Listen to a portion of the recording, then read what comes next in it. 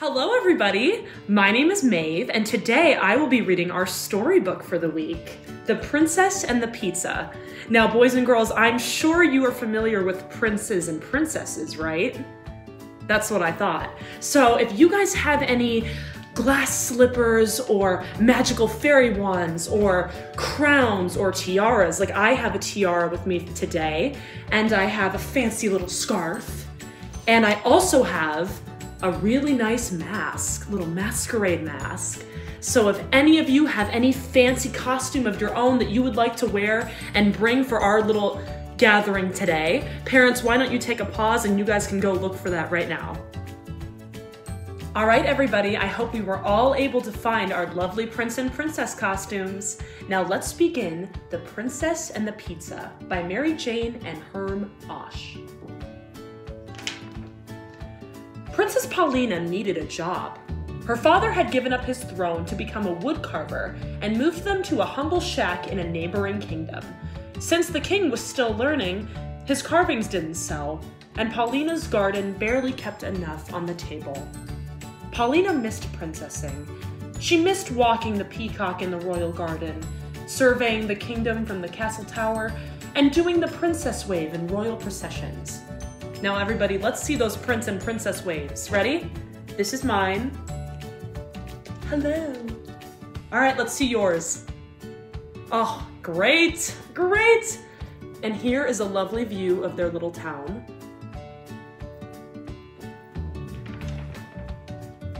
Paulina tried walking a stray chicken around her shack, but it only pecked at her bare toes.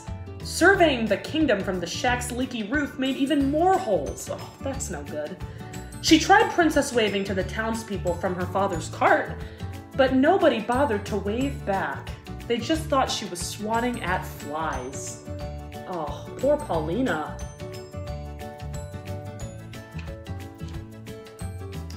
One day, a page rode past the shack, announcing that Queen Zelda of Blom was seeking a true princess to become the bride of her son, Prince Drupert.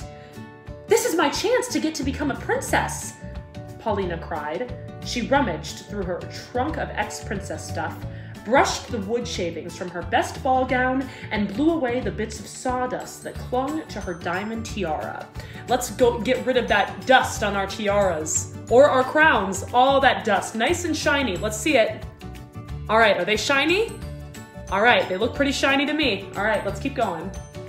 Then she tucked a piece of garlic into her bodice for good luck, snipped some fragrant herbs in to cover up the garlic smell, and headed for the castle.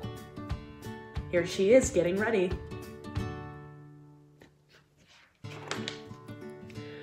Paulina didn't expect much competition. There wasn't another princess for hundreds of miles. But then she got to Blom Castle, and Paulina found she was only one of 12 princesses hoping to become the royal bride. Look at all of those princesses! So many! When she looked into her assigned room, Paulina saw her bed piled with 16 mattresses. Oh, for Pete's sake! The old princesses and the pea trick. That's so once upon a time. Naturally, Paulina didn't sleep all night because she felt the lumpy pee through all of the mattresses. All right, everybody. Now, if you'd like to pause the video, parents, everyone go find their favorite pillow or stuffed animal, and they can join you for the rest of the story. All right, everybody, now that we have a pillow or stuffed animal to join us for the remainder of the story, let's continue. When the 12 princesses gathered in the throne room the next morning, the 7 who looked bright-eyed were sent home. Now only Paulina and 4 other sleepy princesses remained. First, they were made to write essays entitled, "Why I Want to Have the Gracious and Exquisitely Beautiful Queen Zelda for My Mother-in-Law." Princess Drupert and Queen Zelda finally appeared on the balcony. Queen Zelda did all the talking. "Congratulations, ladies! You have written some lovely essays, which I will keep in my scrapbook, and you have all passed the mattress test. But to make absolutely sure you are of royal blood, there is a second test. Only a true princess can wear these glass slippers." Do any of you have glass slippers with you? Let's see them. Oh, I like them, or any fancy shoes of the sort. I love them. All right.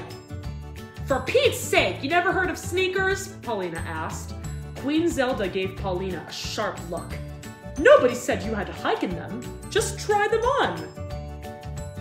Here's a good glimpse of Queen Zelda.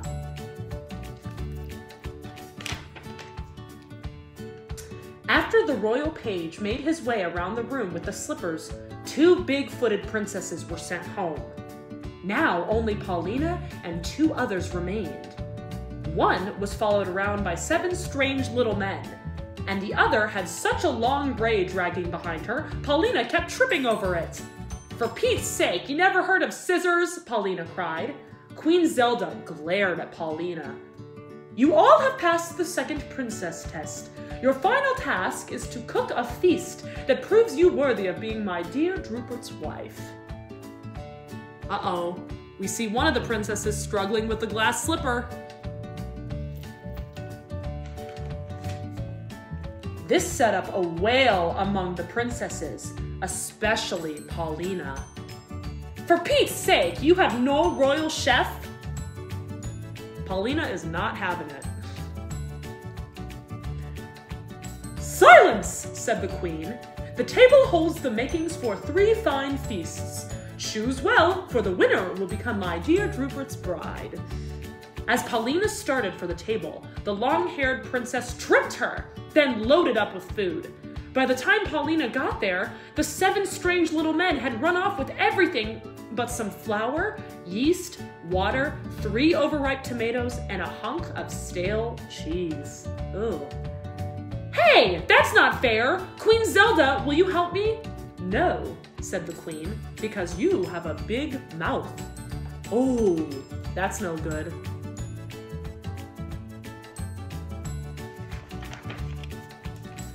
A servant escorted Paulina to her room and locked the door.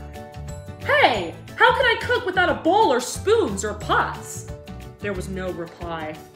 Paulina tried to make bread, kneading the flour, water, and yeast together, but it only stuck to the tray in a flattened mess. She squished the tomatoes over the dough to brighten it up. It looked awful. She sprinkled cheese gratings over the top. It was still a mess, and Paulina was exhausted.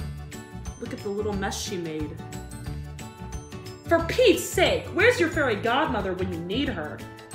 I'm gonna take a nap. She reached under the pile of mattresses, pulled out the offending pea, and climbed into bed. Here she is, heading to bed, taking a little break. Now, I have a question. How many of you boys and girls take naps? Oh, okay, so we all know where Paulina's coming from. She hadn't been sleeping long when there was a knock at the door. Only 20 minutes left, called Queen Zelda. I don't smell anything cooking. I'm not cooking, said Paulina. I'm napping, then I'm going home. You're not going anywhere, said the queen. The losers will be beheaded. Paulina sat bolt upright. Beheaded? You didn't tell us that. I forgot, said the queen. Can't I have a second chance? How about I try to spin straw into gold? Or maybe I could guess a weird little man's name? No second chances, declared the queen. But that's not fair, Paulina cried. Who needs to be fair? I'm the queen. Oh, that's awful. Paulina leaped out of bed and ran to the window, but it was an unbelievably long drop to the ground. The meal was her only hope. She rushed the tray over to the fireplace, stirred the few remaining hot coals, then crushed her garlic and sprinkled it over the mess for good luck. Finally, Paulina tossed on the herbs to cover the garlic smell. What is she cooking? What do we think she's cooking, guys?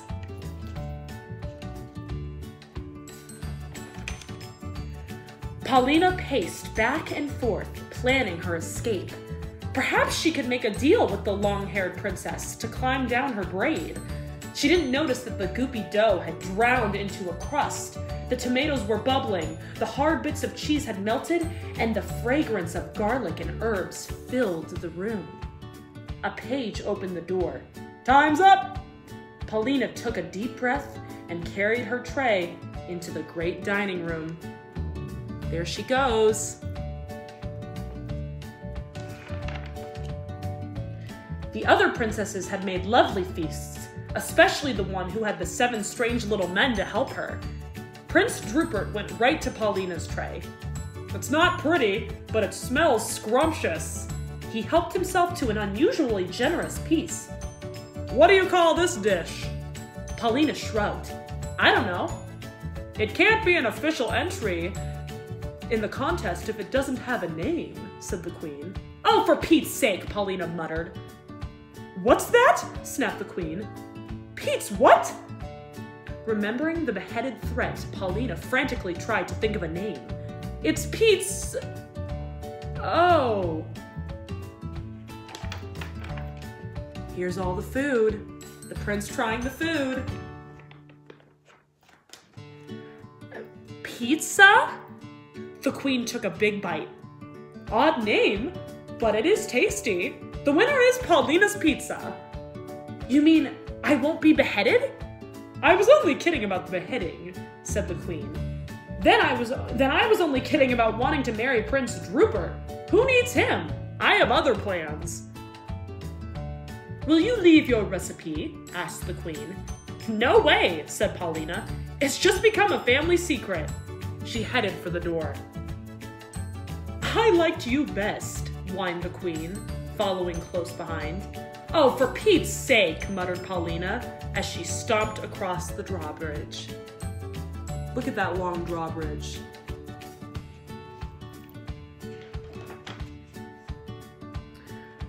Paulina's Pizza Palace opened a few weeks later.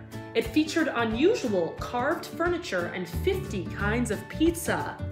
50? Every Thursday on the Royal Chef's Night Off, Queen Zelda and Prince Drupert came to Paulina's for popcorn pineapple pizza. What an odd flavor! Alright, how many of you like popcorn? Okay. How many of you like pineapples? Alright. Now, how many of you like those on pizza? Okay. What an odd pizza combination. They often stayed to play cards with Paulina's father. Here they all are. And on this lovely blackboard, it says, today's specials: butterscotch broccoli, pickle parsnip, chocolate chicken, rosemary rhubarb, and avocado apricot. Wow, they got some odd combinations in here. From then on, whenever Paulina drove her pizza delivery cart through town doing the princess wave, everybody waved back and ran after her, asking about the day's specials. Life was good. Paulina was grateful not to have Queen Zelda for a mother-in-law, but she still worried about one little thing.